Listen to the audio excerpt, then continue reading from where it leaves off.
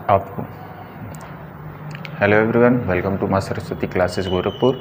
आज मैं आप लोगों का इलेक्ट्रिकल इंजीनियरिंग का ईडीडी फर्स्ट का पहला लेक्चर लेने वाला हूं। और सबसे पहले हम लोग जो है पहले लेसन को स्टार्ट करेंगे, जो कि आपका इलेक्ट्रिकल सिंबल से संबंधित है।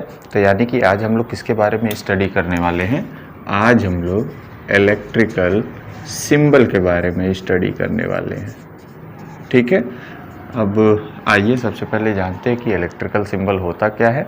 तो देखिए, जब कोई भी इलेक्ट्रिकल इंस्टॉलेशन संबंधी कार्य किया जाता है तो उस कार्य को संपन्न करने से पहले क्या किया जाता है कि एक ड्राइंग तैयार किया जाता है। ठीक है, अब उस ड्राइंग में उस इलेक्ट्रिकल इंस्टॉलेशन में लगने वाले विभिन्न विद्युत उपकरणों या इकाइयों, ठीक है ना, जैसे क्या चीज़, विभिन्न विद्युत उपकरणों, उपसाधनों, कहने का मतलब पंखा हुआ, बल्ब हुआ, इन सबको क्या करने की ज़रूरत पड़ती है, रिप्रेजेंट करने की ज़रूरत पड़ती है उस ड्राइंग के अंदर।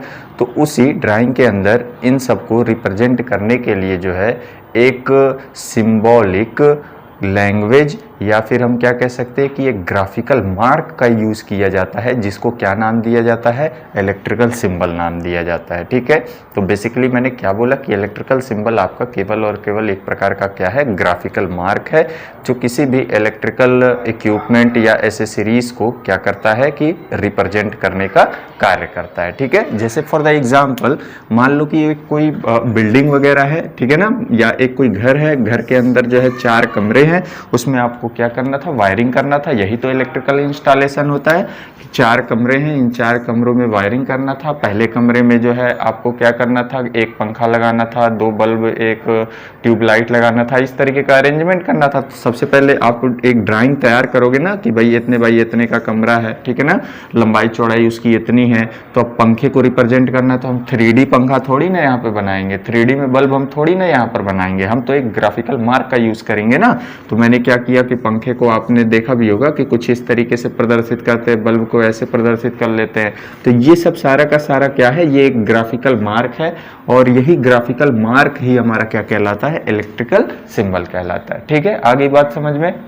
अब देखो, इसके एडवांटेज है, इलेक्ट्रिकल सिंबल का यूज करने का एडवांटेज है कि भाई एक इंजीनियर दूसरे इंजीनियर की भाषा को इजीली क्या कर सकता है, समझ सकता है, और इसमें टाइम की बचत होती है, क्योंकि 3D में बनाओगे तो आपका ज़्यादा टाइम लगेगा, लेकिन जो है अगर एक ग्राफिकल केवल मार्क में रिप्रेजेंट कर रहे हो तो बहुत कम समय लगेगा। और इसके साथ ही साथ जो इलेक्ट्रिकल यूनिट होगी जिसका आप रिप्रेजेंटेशन यहाँ पर करना चाह रहे हो, अगर इलेक्ट्रिकल सिंबल उसका यूज़ कर रहे हो तो आपका क्या होगा कि वह जो है कम स्थान में जो है आसानी से उसे क्या कर सकते हो, आप प्रदर्शित कर सकते हो। तो ये सारे के सारे इसके क्या थे, एडवांटेज थे। अब आइए हम लोग क्या करेंगे, अब हम लोग जो है विभिन्न प्रकार के इलेक्ट्रिकल सिंबल को देखेंगे। ठीक है, तो आइए सबसे पहले हम किसको देखने वाले हैं, सबसे पहले जो है हम वायरिंग के बारे में बात करेंगे कि वायरिंग्स वगैरह जो है उनका सिंबल जो है कैसे कैसे प्रदर्शित किया जाता है। तो सबसे पहले जो है हम लोग क्या देखने वाले हैं, वायरिंग के बारे में, वायरिंग के सिंबल के बारे में।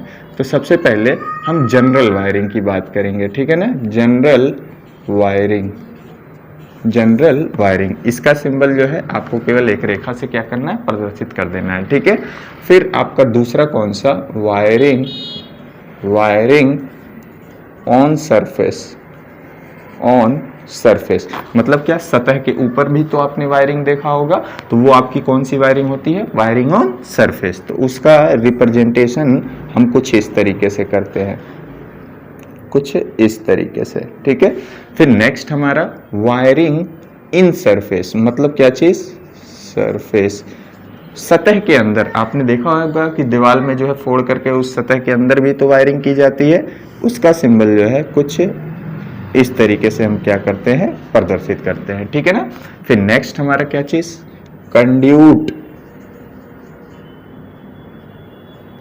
Conduit wiring on surface. ठीक है ना, कंड्यूट वायरिंग क्या चीज, कि वाहक नली। आपने देखा होगा गोल गोल सी आपके पास प्लास्टिक की नली रहती है, उसके अंदर वायर वगैरह को डाला जाता है कि नहीं डाला जाता है, तो वही जो पाइप होती है प्लास्टिक की, वही हमारी क्या कहलाती है, वाहक नली कहलाती है।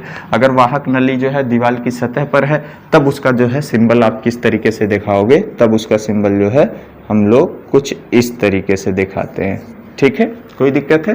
फिर अगर वाहक नली आपकी जो है सरफेस के अंदर है, मतलब क्या, कंड्यूट वायरिंग इन सरफेस, तब इसका सिंबल जो है हम लोग किस तरीके से दिखाते हैं, इसका सिंबल कुछ इस तरीके से दिखाते हैं। ठीक है, तो ये हो गया। फिर नेक्स्ट हमारा क्या चीज़ कि अगर हमको दिखाना हो वायरिंग गोइंग डाउनवर्ड, अगर जो है वायरिंग नीचे की तरफ जा रही हो तो उसका सिंबल हम जो है कुछ इस तरीके से क्या करते हैं, दिखाते हैं। ठीक है ना, अगर यही जो है ऊपर की तरफ जा रही हो मतलब क्या, वायरिंग गोइंग अपवर्ड, अगर अपवर्ड की बात की जाए तब उसका सिंबल जो हम लोग कैसे दिखाते हैं, कुछ इस तरीके से दिखाते हैं। तो ये इतने जो है वायरिंग से संबंधित आपके पास कुछ इलेक्ट्रिकल सिंबल हैं। और देखिए सिंबल से हमेशा हर साल जो है 5 नंबर के क्वेश्चंस फिक्स होते हैं, इस वजह से आप इसे अच्छे से क्या करिए, स्टडी कीजिए, देखिए। ठीक है, ये वायरिंग से हो गया। अब नेक्स्ट हम लोग जो है किससे देखने वाले हैं, अब हम लोग स्विच के सिंबल को हम देखने वाले हैं। तो आइए नेक्स्ट हम लोग स्टडी करते हैं स्विच के सिंबल की। ठीक है, नेक्स्ट हम लोग स्विचेस के बारे में देखने वाले हैं। तो स्विच, ठीक है, अगर मैं स्विच की बात करूं तो सबसे पहले जो है हम लोग क्या देखने वाले हैं, single pole switch, single pole switch. ठीक है, सिंगल पोल, जैसे एमसीबी आपने देखा होगा, तो एक एमसीबी देखते हो ना कि उसमें जो है केवल एक ही जो है स्क्रू वगैरह लगा रहता है तार वगैरह को कसने के लिए। ठीक है, फेज के तार को जोड़ने के लिए, तो वो मेरा क्या कहलाता है, सिंगल पोल स्विच कहलाता है। ठीक है, अगर मैं उसके रिप्रेजेंटेशन की बात करूं या सिंबल की बात करूं तो इसका सिंबल जो है हम लोग कुछ इस तरीके से दिखाते हैं। ठीक है, फिर उसी प्रकार से मेरा डबल पोल क्या होता है, स्विच होता है। ठीक है, स्विच होता है, उसका सिंबल जो है केवल और केवल कुछ इस तरीके से। क्लियर है। फिर उसके बाद तीसरा मेरा कौन सा, ट्रिपल पोल स्विच, यहां पर जो है इस तरीके से हम क्या करते हैं, रिप्रेजेंटेशन कर देते हैं। ठीक है, फिर अब नेक्स्ट हमारा कौन सा, single way switch, single way switch. आपने घर पे देखा होगा, आपने घर पे अपने देखा होगा कि जो स्विच वगैरह लगा रहता है, देखते हो ना दीवार पे लगा रहता है स्विच बोर्ड पर, तो वहां पर जो स्विच आप देख रहे हो वो सिंगल वे स्विच होता है। उसका रिप्रेजेंटेशन आपका जो है किस तरीके से होता है, कुछ इस तरीके से होता है, सॉरी इस तरीके से होता है। क्लियर है, कोई दिक्कत है। तो ये मेरा क्या हो गया, सिंगल वे स्विच हो गया, केवल एक ही रास्ता है। ठीक, उसके बाद नेक्स्ट हमारा कौन सा होता है, two way switch, two way switch. और टू वे स्विच कहने का मतलब क्या, कितने रास्ते आपको दिखेंगे, तो 2 रास्ते देखेंगे। ठीक है ना, तो इसमें कितने टर्मिनल होते हैं टू वे स्विच में, टू वे स्विच में जो है आपके पास 3 टर्मिनल होते हैं। एक टर्मिनल को हम क्या कहते हैं, कॉमन टर्मिनल के नाम से जानते हैं। ठीक है, और वहीं से मूविंग पार्ट जुड़ा रहता है स्विच का। क्लियर है ना, तो ये मान लो मेरा कॉमन टर्मिनल है, ये मेरा फिक्स टर्मिनल है। ठीक है ना, इसी से मूविंग पार्ट जुड़ा हुआ है। ऐसे जब जैसे ही दबाओगे तो ये नीचे की तरफ आकर के क्या हो जाएगा, जुड़ जाएगा। ये डॉटेड लाइन यही प्रदर्शित कर रहा है कि भाई ये इधर आ सकता है। ठीक है, तो कितने रास्ते दिख रहे हैं, 2 रास्ते दिख रहे हैं। इस वजह से इसको क्या नाम दिया जाता है, two way switch. Two way switch का इस्तेमाल जो है आप देखते होगे, जैसे ये मान लो कि आपका जो है घर वगैरह है, यहाँ पर आपका जो है 2 तल्ला वगैरह का मकान है, तो आप यहाँ पर ये सीढ़ी है, सीढ़ी पर एक ऐसा अरेंजमेंट किया कि यहाँ पे बल्ब लगा दिए, एक स्विच यहाँ पर लगा दिए, एक स्विच आप यहाँ पर लगा दिए। तो जैसे ही कि मान लो यहाँ पर रात का वक्त है, चढ़ रहे हो, तो तुमने स्विच को दबाया तो बल्ब ग्लो कर गया। लेकिन जैसे ही तुम क्या अपने एक मंजिले के मकान के ऊपर तुम चले गए तो यहाँ से स्विच दबाओ तो ये वाला तुम्हारा क्या हो जाए कि बल्ब जो है फिर बुझ जाए, यही एक ही बल्ब। ठीक है ना, तो यहाँ पर जो स्विच आप इस्तेमाल करते हो वही आपका कौन सा होता है, टू वे स्विच होता है। सीढ़ी या जीना वायरिंग में इसका इस्तेमाल किया जाता है, जब वायरिंग डायग्राम वगैरह पढ़ाएंगे तो वहां पर बताएंगे। ठीक है ना, तो टू वे स्विच में आपको इतना जानना है कि कितने कॉन्टेक्ट होते हैं, 3 कॉन्टेक्ट होते हैं। क्लियर है। नेक्स्ट अब हमारा कौन सा, इंटरमीडिएट स्विच, इंटरमीडिएट स्विच। ठीक है, आपने इस प्रकार के स्विच को भी आपने देखा होगा, पहले सिंबल में बना दे रहा हूं, तो इसका सिंबल जो है आपको कुछ इस तरीके से देखने के लिए मिलेगा। ठीक है, तो ये मेरा इंटरमीडिएट स्विच है। आपने एक देखा भी होगा इस प्रकार के स्विच को आप बचपन में जब क्या करते थे, जब मेले वगैरह में जाते थे तो वहाँ पर आपको जो है एक कार मिलती थी।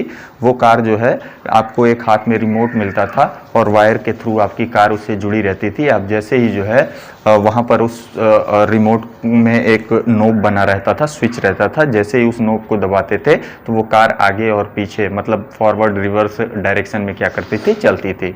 तो वहाँ पर जो स्विच इस्तेमाल होता था वो आपका इंटरमीडिएट स्विच होता था, ठीक है ना। इसका यूज़ हम कहाँ पर करने वाले हैं उसको हम क्या करेंगे आगे आपको बताएंगे, ठीक है।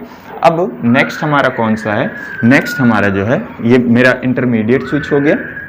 अब इंटरमीडिएट स्विच के बाद जो है नेक्स्ट हम लोग जो है पुश स्विच के बारे में स्टडी करेंगे।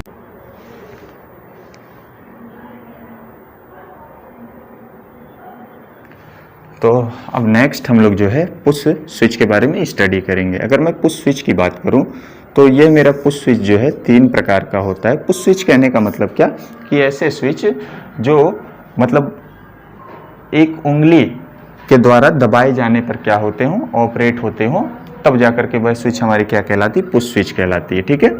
तो मतलब फिंगर ऑपरेटेड स्विच होता है, बताएंगे आगे चल के, अभी तो सिंबल केवल देखना है। तो ये 3 प्रकार के होते हैं, एक एनओ टाइप का होता है, एक एनसी टाइप का होता है और एक एनओ एनसी टाइप का होता है। क्लियर है। अगर मैं एनओ टाइप पुश स्विच की मैं बात करूं तो मतलब इसके कॉन्टैक्ट नॉर्मली क्या रहने वाले हैं, ओपन रहने वाले। कॉन्टैक्ट मतलब यही टर्मिनल, ठीक है ना। तो ये देखो यहाँ पर अगर सिंबल की बात करें तो सिंबल इसका जो है एनओ पुश स्विच का सिंबल कुछ इस तरीके से दिखेगा। इसमें एक स्प्रिंग होता है, इसी स्प्रिंग के विपरीत हम क्या करते हैं कि ये प्लास्टिक का आपके पास एक टुकड़ा रहता है, उसी को जैसे ही प्रेस करोगे तो ये देखो कॉन्टैक्ट अभी ओपन है ना, जैसे ही आप इसको क्लोज करोगे, दबाओगे, प्रेस करोगे तो आपका ये क्लोज होगा। क्लोज होगा तो जो भी ऑपरेशन रहेगा वो आपका संपन्न हो जाएगा। लेकिन जैसे ही छोड़ोगे तो ये स्प्रिंग फिर विपरीत दिशा में फोर्स लगाएगा, इनिशियल कंडीशन में लाएगा तो कॉन्टैक्ट फिर से ओपन हो जाएंगे। इस वजह से इसको normally open type push switch के नाम से क्या करते हैं हम लोग जानते हैं। अब अगर नॉर्मली क्लोज वाले की बात की जाए तो इसका कॉन्टैक्ट नॉर्मल कंडीशन में कैसा रहने वाला है, क्लोज रहने वाला है।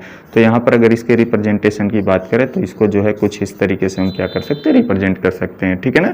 ये कॉन्टैक्ट दिख रहा है ना, जैसे ही दबाओगे तो तब जाकर के कॉन्टैक्ट ओपन होगा, नहीं तो नॉर्मल कंडीशन में इसके कॉन्टैक्ट कैसे रहने वाले हैं, क्लोज रहने वाले हैं। इस वजह से इसको जो है एनसी पुश स्विच के नाम से क्या करते हैं, जानते हैं। फिर उसके बाद मेरा तीसरा कौन सा, NO NC switch. NO NC switch में कहने का मतलब क्या है कि इसमें जो है दोनों तरह के कॉन्टैक्ट देखने के लिए मिलेंगे।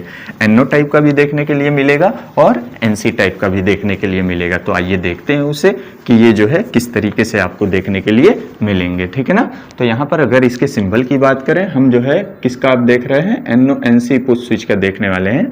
तो इसके सिंबल की अगर बात करें तो मैंने कहा कि दो कॉन्टैक्ट, एक आपका एनसी भी होगा फिर दूसरा आपका एनओ भी होगा। क्लियर है। तो ये मैंने दिखा दिया कि ये मेरा कैसा है, एनसी टाइप का, और ये मैंने दिखा दिया ये मेरा कैसा कॉन्टैक्ट है, एनओ टाइप का, एक ही साथ जुड़ा हुआ है, ठीक है ना। बात समझ रहे हो ना। तो ये दोनों कॉन्टैक्ट एक ही साथ हैं, इस वजह से इसको NO NC type push switch के नाम से क्या करते हैं हम लोग जानते हैं। क्लियर, कोई दिक्कत है। फिर नेक्स्ट हमारा कौन सा स्विच होता है, नेक्स्ट हमारा जो है लिमिट स्विच होता है, लिमिट स्विच होता है, ठीक है ना। अब देखो लिमिट स्विच भी एक प्रकार का एनओ एनसी टाइप का ही स्विच होता है, ठीक है। और इस प्रकार के स्विच का इस्तेमाल आप देखे भी होगा। जैसे एक एग्जांपल अगर मैं दूं तो आप देखते हो कि कार रहता है, कार का दरवाजा जैसे ही खोलते हो तो अंदर छोटा सा एक बल्ब रहता है, वो बल्ब ग्लो करने लगता है, लेकिन जैसे ही दरवाजे को बंद करते हो वो बल्ब जो है फिर से ऑटोमेटिकली ऑफ हो जाता है। तो वहां पर जो स्विच इस्तेमाल किया जाता है वो एक लिमिट स्विच का इस्तेमाल किया जाता है, ठीक है ना। अब हम अपना कहाँ पर लिमिट स्विच इस्तेमाल करेंगे, हम लोग जो है जब इलेक्ट्रिकल इंडस्ट्री वगैरह में जाओगे तब वहां पर आप जो है देखोगे, मान लो कि कोई एक हाइड्रोलिक मशीन है, उसकी एक लिमिटेशन तुम तय किए हुए हो कि उस लिमिटेशन के अंदर इसके कॉन्टैक्ट क्लोज होने चाहिए, लेकिन जब उस लिमिटेशन से दूर जाए तो वह जो है कॉन्टैक्ट तुम्हारा क्या होना चाहिए कि जो एनओ एनसी में एनसी जो है वो एनओ में चेंज हो जाए। तो इस तरीके का ऑपरेशन को करने के लिए लिमिट स्विच का हम क्या करते हैं, इस्तेमाल करते हैं, ठीक है। तो हमको केवल और केवल सिंबल से मतलब है। अगर मैं सिंबल की बात करूँ तो या तो आप इसी तरीके से रिप्रेजेंट कर सकते हो, या तो इसको जो है थोड़ा सा अलग तरीके से भी क्या कर सकते हो, इसको रिप्रेजेंट कर सकते हो, जैसा कि मैं आपको यहाँ पर बना करके दिखाने वाला हूँ, ठीक है ना। तो इसको थोड़ा सा डार्क कर दीजिएगा, ये थोड़ा सा डार्क कर दीजिएगा,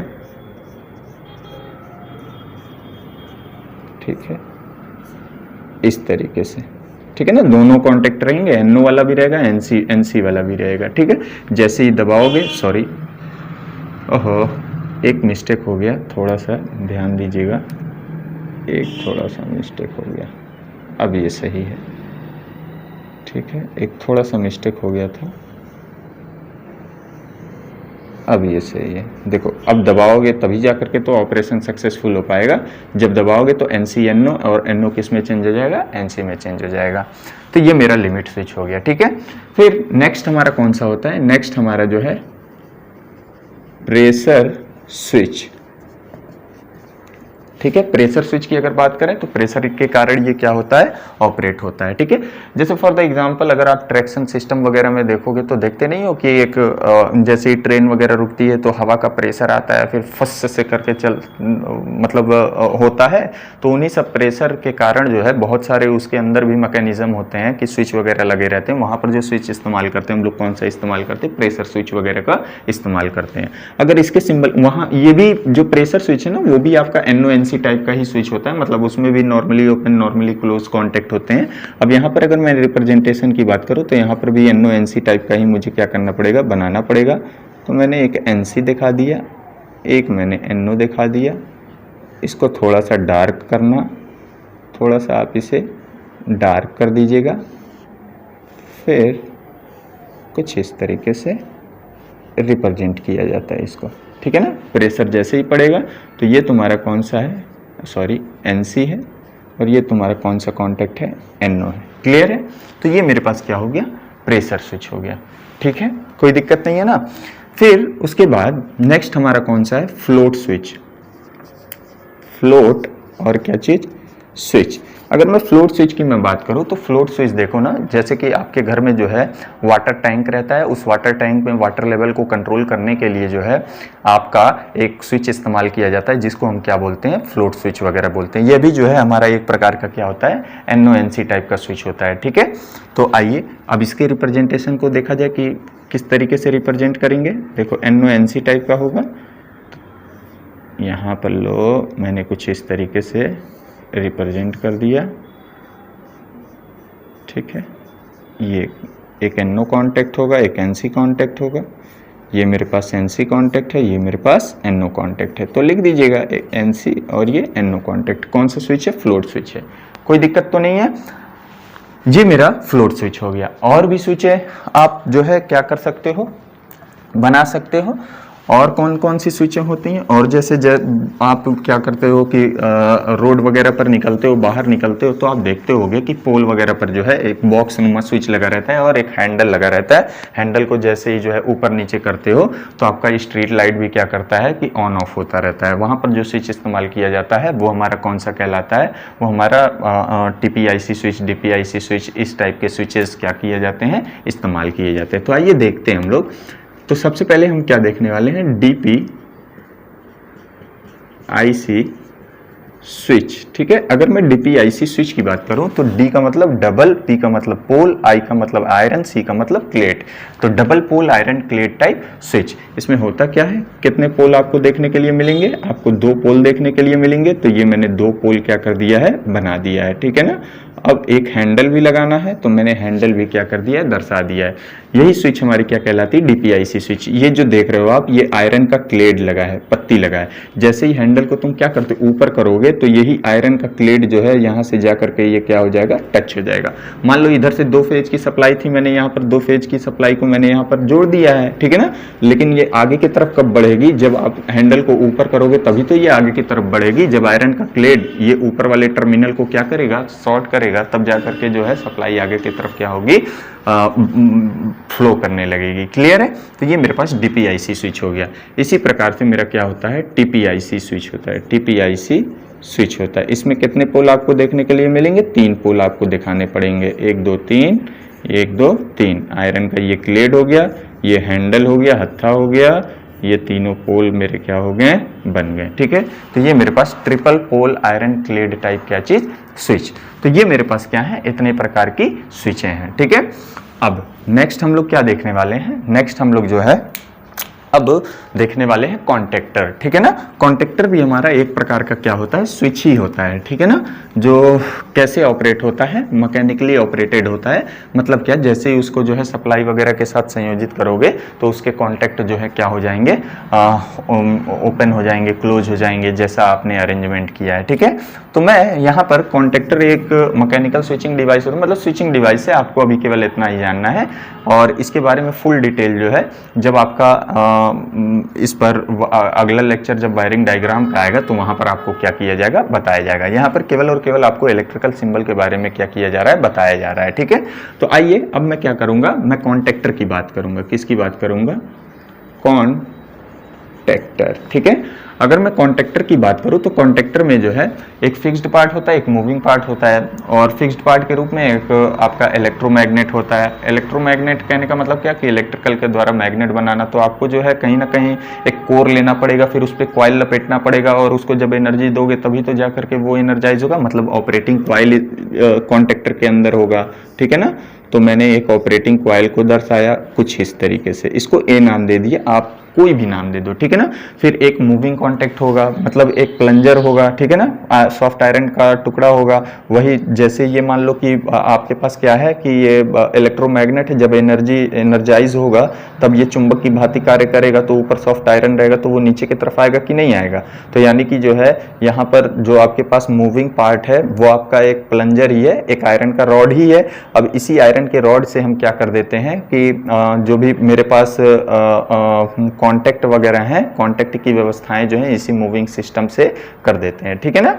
यही जो मेरा मूव कर रहा है, तो मैंने यहाँ पर एक प्लंजर को कुछ इस तरीके से दिखाया, ठीक है ना। अब उसके बाद से भाई इस कॉन्टेक्टर के कॉन्टेक्ट को भी तो दिखाना पड़ेगा, क्योंकि अगर स्विच है तो स्विच में तो कॉन्टेक्ट तो होते ही हैं। तो मैंने जो है कॉन्टेक्ट दिखाया। अब ये इसमें भी NONC टाइप के कॉन्टेक्ट हो सकते हैं, ठीक है। तो मैंने क्या किया, मैंने कॉन्टेक्ट दिखाया, एक मैंने जो है NO टाइप का दिखा दिया, और एक को मैं क्या दिखा रहा हूँ, NC टाइप का दिखा रहा हूँ, कुछ इस तरीके से। क्लियर है ना। देखो जैसे इसको निश्चित वोल्टता की सप्लाई दोगे, ये ऑपरेटिंग कॉइल है, एनर्जाइज हुआ, यही तो प्लंजर है। ये अगर खींचेगा पकड़ करके तो ये तो खींच जाएगा ना, खींच जाएगा तो जो ये मेरा NC है तो NO में चेंज हो जाएगा, और जो NO है वो NC में चेंज हो जाएगा। क्लियर है। तो एक स्विच की तरह कार्य कर रहा है कि नहीं कर रहा है, समझ रहे हो ना। और इन्हीं कॉन्टेक्टर के इन्हीं टर्मिनल को एक्सटर्नल सर्किट के टर्मिनल से ले जाकर के क्या कर देते हैं, संयोजित कर देते हैं, ठीक है। ये मेरे पास क्या है, ये मेरे पास ऑपरेटिंग कॉइल है। अगर अलग अलग बनाने के, पहले कॉन्टेक्टर अगर बनाने के लिए आता है तो इस तरीके से बनाना, फिर अलग अलग करके बना देना, और इसको लिख देना कि ये मेरा क्या है, ऑपरेटिंग कॉइल है। फिर उसके बाद जो है एक NC कॉन्टेक्ट बनाना है तो ये NC कॉन्टेक्ट बना देना, NO कॉन्टेक्ट बनाना है तो ये NO कॉन्टेक्ट बना देना, ये लिख देना NC, ये लिख देना NO, ठीक है। कोई दिक्कत है।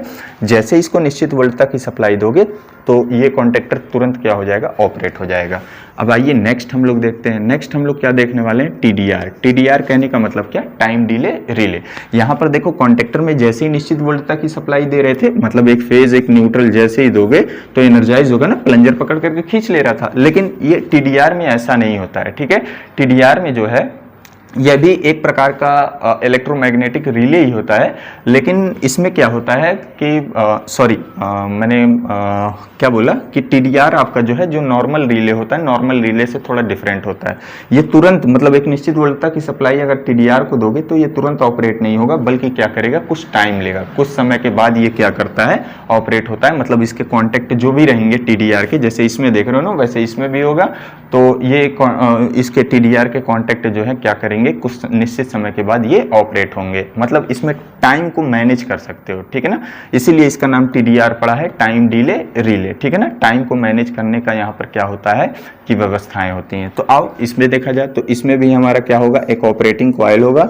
ऑपरेटिंग कॉइल को जो है कुछ इस तरीके से हम क्या करते हैं, प्रदर्शित करते हैं, ठीक है ना। इसके हाफ भाग को हम क्या करने वाले हैं कि इसके हाफ भाग को डार्क कर दीजिएगा और यहाँ पर T लिख दीजिएगा, ठीक है ना। फिर उसके बाद यहाँ पर भी कॉन्टेक्ट होंगे, एक मेरा NO होगा, एक मेरा NC होगा, ठीक है ना। तो मैंने एक NO बना दिया। होने के लिए कई सारे हो सकते हैं, जैसे मैं यहाँ पर बना करके चल रहा हूँ कि मैं मान रहा हूँ कि एक मेरा NO वाला है और दूसरा मेरा NC वाला है। अब यहाँ पर थोड़ा सा बस आपको क्या करना है कि यहाँ पर समझदारी दिखानी है कि यहाँ पर ये जो प्लंजर है, ठीक है ना, उसको कुछ इस तरीके से दिखाना है। ये TDR का क्या है, ऑपरेटिंग कॉइल है, और ये इनके क्या है, कॉन्टेक्ट है। ये NC वाला है और ये क्या है, NO वाला है, ठीक है।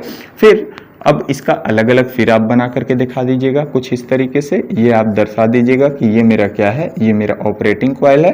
फिर उसके बाद अब आपको क्या करना है कि कॉन्टैक्ट बनाने हैं, तो कॉन्टैक्ट को कुछ इस तरीके से आप क्या करिएगा, रिप्रेजेंट कर दीजिएगा। ये आपका NC वाला है, जबकि दूसरा आपका कौन सा है, दूसरा आपका जो है ये NO वाला है। ठीक है ना, कोई दिक्कत तो नहीं है। ये मेरा कौन सा है, NO वाला है। ये मेरा TDR हो गया। क्लियर। उसके बाद आपको केवल अभी सिंबल से मतलब रखना है, मतलब जैसे ही इसको निश्चित वोल्टता की सप्लाई दोगे तुरंत नहीं ऑपरेट होगा। यहाँ पर नोब वगैरह रहता है, टाइम को मैनेज करने के लिए टाइमर वगैरह लगा रहता है, उसी टाइम को फिक्स कर देंगे और उतने टाइम पर ही ये क्या होगा कि इसके कॉन्टेक्ट जो है ऑपरेट होंगे, मतलब तब जाकर के NC NO और NO NC में बदलेगा। ठीक है, तो ये मेरे पास TDR हो गया। अब नेक्स्ट हम लोग क्या देखने वाले हैं, नेक्स्ट हम लोग जो है ओवरलोड रिले के बारे में देखने वाले हैं। ठीक है ना, जैसे होता क्या है कि भाई आपका मान लो कि मोटर है, ठीक है ना। अब मोटर अगर ओवरलोड की कंडीशन में जा रहा है तो एक रेटेड करंट से अधिक करंट लेगा कि नहीं लेगा, तो उससे बचाना भी तो पड़ेगा। तो उससे बचाने के लिए जिस डिवाइस को हम यूज में लाते हैं उसी को क्या बोलते हैं, ओवरलोड रिले बोलते हैं। ठीक है ना, ओवरलोड रिले शॉर्ट फॉर्म में इसको OLR से क्या करते हैं, प्रदर्शित करते हैं। क्लियर है। अगर इसके सिंबल की बात की जाए तो इसका सिंबल कुछ इस तरीके से हम क्या करते हैं, दर्शाते हैं। देखिएगा, अगर मैं 3 फेज के लिए मैं बात करूं तो 3 फेज के लिए जो है कुछ इस तरीके से इसे क्या किया जाता है, रिप्रेजेंट किया जाता है। ठीक, कुछ इस तरीके से। क्लियर है, ये इसका ऑपरेटिंग कॉन्टैक्ट है। ठीक है, ये 3 फेज के लिए RYB। ठीक है, ये इसका ऑपरेटिंग कॉन्टैक्ट है या ऑपरेटिंग कॉइल वाला जो कॉन्टैक्ट होता है, मैं यहाँ पर इस तरीके से दिखा दे रहा हूँ। ठीक है ना, जबकि सिंगल लाइन अगर दर्शाना हो OLR को तो इसको कुछ इस तरीके से क्या किया जाता है, रिप्रेजेंट किया जाता है। ठीक है, तो ये OLR का क्या है, आपके पास इलेक्ट्रिकल सिंबल है। क्लियर। फिर नेक्स्ट अब हम लोग क्या देखने वाले हैं, फ्यूज देखने वाले हैं। फ्यूज का सिंबल किस तरीके से बनता है।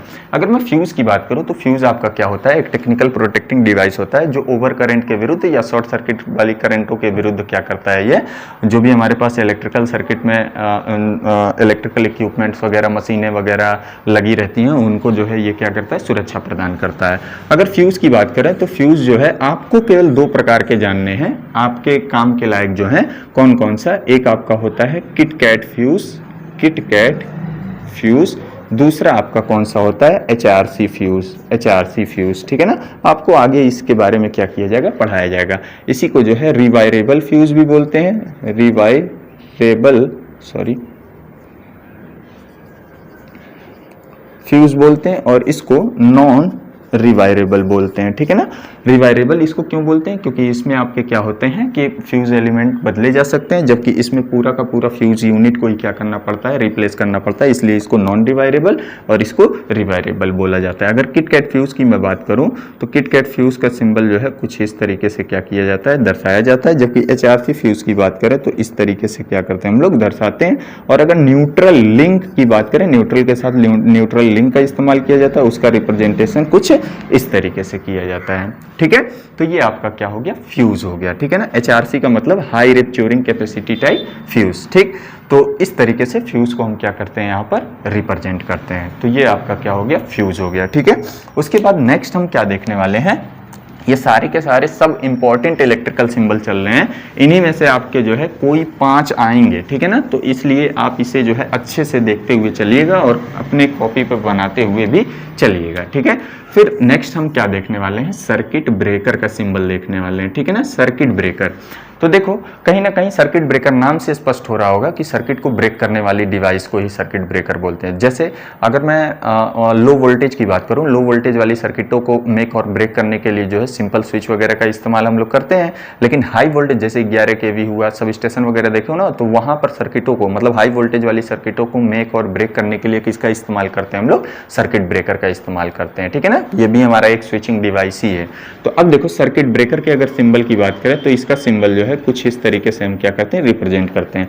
देखो, सिंबल है, इलेक्ट्रिकल सिंबल है, तो ये आपके कई सारे रिप्रेजेंटेशन हो सकते हैं। हो सकता हो कि आपको ऐसा ना मिल करके कहीं दूसरे टाइप का देखने के लिए मिल जाए, ठीक है ना।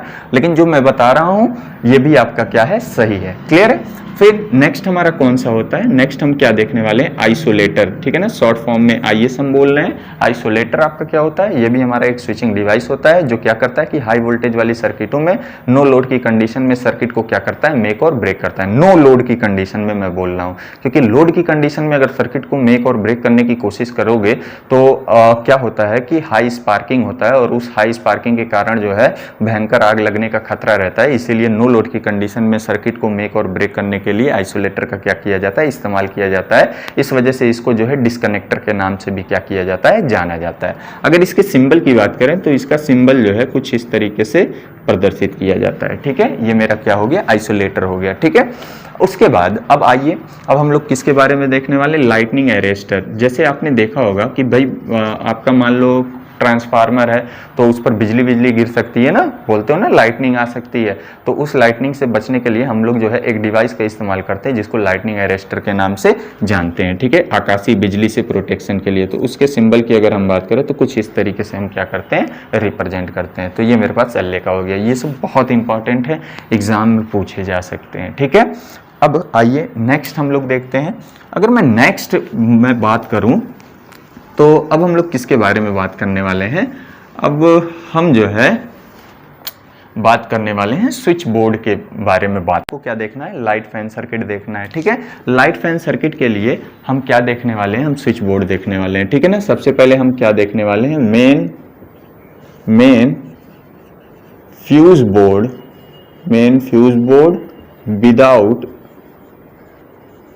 विदाउट स्विच, ठीक है। सबसे पहले हम क्या देखेंगे, मेन फ्यूज बोर्ड हम देख रहे हैं बिना स्विच का। अगर मैं इसके सिंबल की मैं बात करूं तो इसका सिंबल जो है कुछ इस तरीके से रिप्रेजेंट किया जाता है। एक छोटा सा बॉक्स बनाइएगा, उस छोटे से बॉक्स को जो है पूरे तरीके से आप क्या कर दीजिएगा, डार्क कर दीजिएगा, ठीक है ना, पूरे तरीके से डार्क कर दीजिएगा।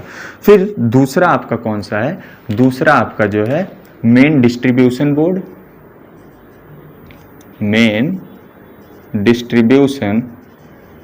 Board without switch. ये भी विदाउट स्विच की अगर बात करें तो इसका सिंबल कुछ इस तरीके से, एक बॉक्स बनाइएगा और उसमें जो है क्या करिएगा कि तिरछा हैचिंग लाइन खींच दीजिएगा। यही जो आपका सिंबल दिखेगा यही आपका क्या होगा, main distribution board without switch का। और ये केवल और केवल लाइटनिंग वाले के लिए, मतलब लाइट फैन सर्किट वाले के लिए, ठीक है। और अगर विथ स्विच के साथ दिखाना हो, देखो अब अगर मैं लिखूंगा तो टाइम ज्यादा लगेगा, ठीक है ना। आप क्या लिखिएगा, main fuse board with switch.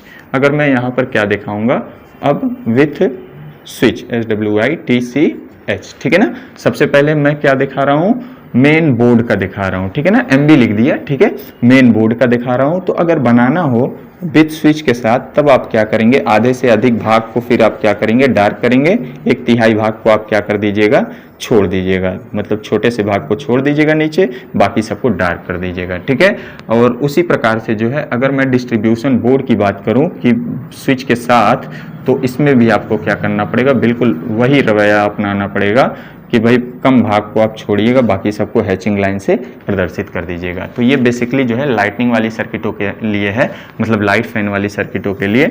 अब हम लोग किसके लिए देखने वाले हैं, अब हम लोग जो है पावर सर्किट के लिए देखने वाले हैं। अब हम लोग किसके लिए देखने वाले हैं, पावर सर्किट के लिए, फॉर पावर सर्किट, ठीक है ना। तो सबसे पहले इसमें भी मेन बोर्ड, सबसे पहले यहाँ पर विदाउट स्विच वाला हम देखेंगे, विदाउट क्या चीज, स्विच, विदाउट स्विच का देखेंगे। तो अगर मेन बोर्ड की बात करें तो इसका रिप्रेजेंटेशन आपको कैसे करना है, इसका रिप्रेजेंटेशन डिब्बे के अंदर डिब्बा, फिर से ये पूरा का पूरा आपको क्या दिखाना पड़ेगा, डार्क दिखाना पड़ेगा, ठीक है। उसके बाद फिर आपका डिस्ट्रीब्यूशन बोर्ड कहें, अगर बगैर स्विच की बात की जाए तो इसको भी डिब्बे के अंदर एक छोटा डिब्बा, उस छोटे डिब्बे को पूरा हैचिंग लाइन से दिखाना पड़ेगा। अब अगर विथ स्विच की बात की जाए, विथ स्विच, ठीक है ना। अगर मैं मेन बोर्ड की बात करूं, मेन फ्यूज बोर्ड की अगर मैं बात करूं तो यहां पर रिप्रेजेंटेशन भी डिब्बे के अंदर डिब्बा और आधे से अधिक भाग को क्या कर दीजिएगा, डार्क कर दीजिएगा, ठीक है ना। अगर मैं डिस्ट्रीब्यूशन बोर्ड की बात करूं तो यहां पर फिर से डिब्बे के अंदर क्या बनाइएगा, डिब्बा, आधे से अधिक भाग को क्या करिएगा, हैचिंग लाइन से दर्शा दीजिएगा। ये डिस्ट्रीब्यूशन बोर्ड का हो जाएगा, ठीक है। तो ये आपका जो है बोर्ड के बारे में था, ठीक है। अब आइए इसके बाद हम लोग क्या देखने वाले हैं, तो ये तो बोर्ड के बारे में हो गया पूरा का पूरा। अब इन बोर्ड के बाद हम क्या देखने वाले हैं, हम जो है लैंप वगैरह के बारे में देखने वाले हैं कि जनरल लैंप का हमको जो है सिंबल किस तरीके से दिखाना है। ठीक है, तो आइए अब हम लोग किसके बारे में स्टडी करेंगे। अब हम लोग जो है, या उससे पहले हम लोग जो है सॉकेट के बारे में स्टडी कर लेते हैं। ठीक है ना, किसके बारे में हम देखेंगे, सॉकेट।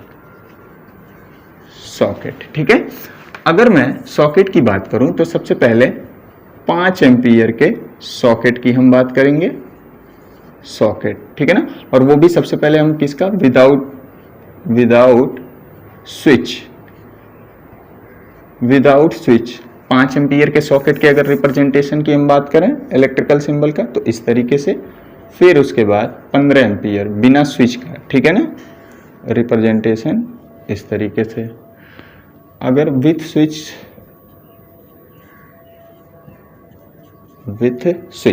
अगर स्विच के साथ दिखाना है किसको, 5 एम्पीयर के सॉकेट को, 5 एम्पीयर के सॉकेट को विथ स्विच के साथ, तो कुछ इस तरीके से। अगर 15 एम्पीयर का दिखाना है विथ स्विच के साथ, तो उसका रिप्रेजेंटेशन कुछ इस तरीके से हम करते हैं। ठीक है ना, फिर उसके बाद अब नेक्स्ट हमारा कौन सा है, नेक्स्ट हमारा जो है प्लग। अगर हम प्लग के रिप्रेजेंटेशन की बात करें कि सिर्फ और सिर्फ प्लग के अगर रिप्रेजेंटेशन की बात करें, तो इसको कुछ इस तरीके से, ये डार्क कर दीजिएगा, इस तरीके से रिप्रेजेंटेशन किया जाता है। ठीक है ना, उसके बाद फिर next plug with socket. Plug with socket की अगर हम बात करें कि इसका रिप्रेजेंटेशन कैसे करते हैं, तो इसका रिप्रेजेंटेशन हम लोग कुछ इस तरीके से। ठीक है, इसको डार्क कर दीजिएगा और यहाँ से बाहर निकाल दीजिएगा। ये प्लग विथ सॉकेट का क्या है, रिप्रेजेंटेशन है। ठीक है, अब हम लोग लैंप की बात करेंगे। सबसे पहले जो है हम लोग जनरल लैंप। अगर मैं जनरल लैंप की बात करूं तो रिप्रेजेंटेशन इस तरीके से। फिर उसके बाद इंडिकेटिंग लैंप। ठीक है ना, इंडिकेटिंग लैंप की अगर बात करें तो एक सर्कल के अंदर क्रॉस बना दीजिएगा। मतलब क्या, क्रॉसिंग वगैरह पर जाते होगे तो देखते होगे ना, लाल पीला हरा नीला, अरे गाड़ी से जाते हो तो वहां पर जलता है ना, तो वो कौन सा लैंप होता है, इंडिकेटिंग टाइप का लैंप होता है। ठीक है ना, अब हम जनरल लैंप को ही जो है अगर ब्रैकेट के साथ दिखाना चाहें तो हम इसे क्या बोलते हैं।